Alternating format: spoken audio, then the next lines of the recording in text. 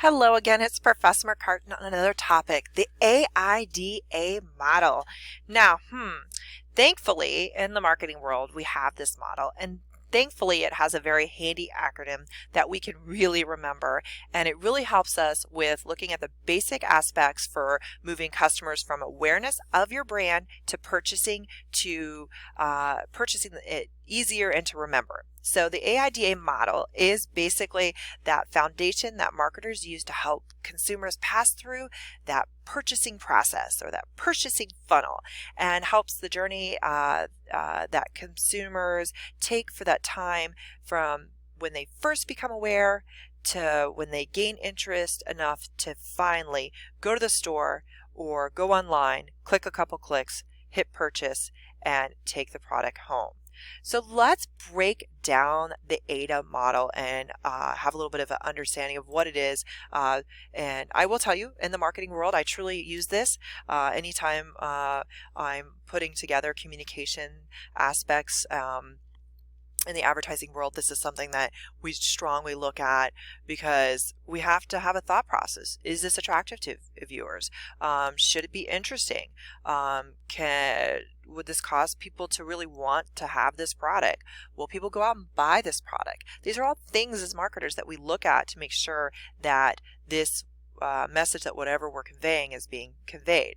So what we do is we break it down into 4 steps, and those are awareness, interest, desire, and action. So unless consumers get to know about the brand, the path of purchase is pretty much not there before it even gets started. So the awareness leg of the AIDA model is about creating materials that will create brand awareness in your business or products, whether you collect attention by presenting an unusual design, eye-catchy facts, or using all kinds of different types of technology like social medias and such not. So available today, getting attention for your brand is the #1 aspect of the day. So when we look at that, we can look at a couple different things. So think about the campaign of I don't know, let's think pop chips comes to my thought process. The scene that says "less guilty, more pleasure" campaign. It was built on the awareness of the fact that individuals are looking for healthy alternatives to chips, right?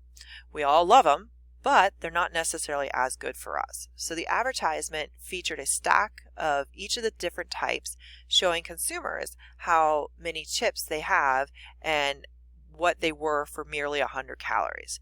And what it did is it showed that pop chips had the most bang for your buck. You could get more chips at 100 calories than you could for any other chip.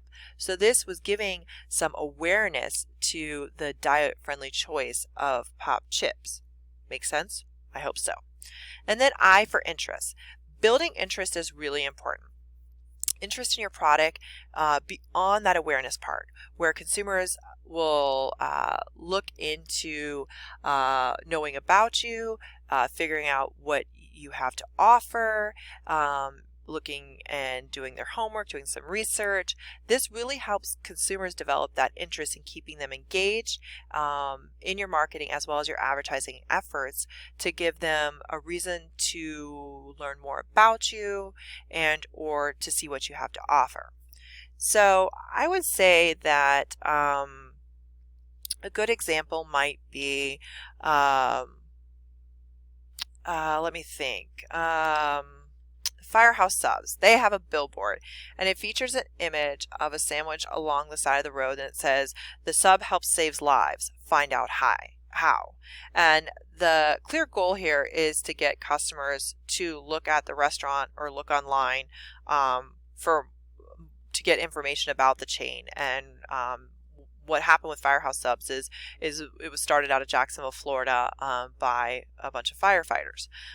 So that's where the thought process is there to say, hey, gain some engagement there. Another interest is another billboard I just drove by the other day.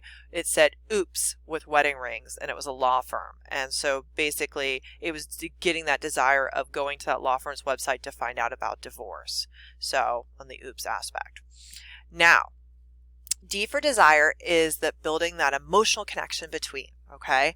And this is where you will really connect with your brand and your audience. This kind of shifts from a customer thinking that they like your product to wanting to rush out and buy your product. It really helps with, it's kind of what they have to have. So an example would be a laundry detergent brand, All. Have you seen it before? They have a lot of competition. Laundry detergent, really, if you walk down the aisle, there are several opportunities in the laundry detergent aisle, correct? So they had a commercial titled Let It Shine, featuring one child in a bright white shirt standing in a choir, slightly more drab color clothing around that child. Speaks to a parent's desire here, right? You know, a child really pulls it out. The choir concert implies wholesome, very relaxed setting in that aspect, and reassuring parents that their children will be special because their light is shining there, right? The white shirt there. The scene later in the ad had the mom and the son tossing clothes into the washer, just nice and easily, you know, not looking hard, just showing that parent relationship, and getting those whiter as on that parent's wish list, so to speak.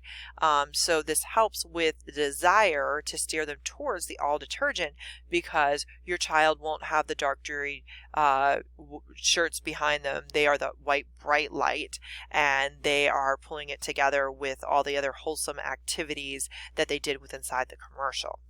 And then A for action is getting consumers off the couch and making that purchase. So putting it into action. So for the brand, when you think about this, it's not necessarily a purchase, but a sign up, a download, a phone call. The action step is about creating and compiling reasons for consumers to make a purchase. Maybe it's a limited time offer, a special discount, those are where sales promotions might come in, whatever it is to design to get that customer moving, right?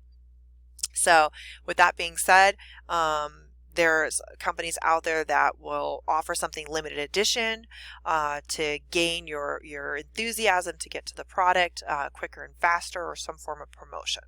So when we look at the AIDA model, it is a theory that consumers decide to buy products by passing through 4 stages, working through and working together to make up some form of perfect funnel, so to speak, there, which is the journey of consumers take from time to time, from when they first become aware of a product to the time of purchase. And when we look at it, we looked at the first step was awareness, the second is interest, the third is desire, and finally action. Until next time, this is Professor McCartan on the AIDA model.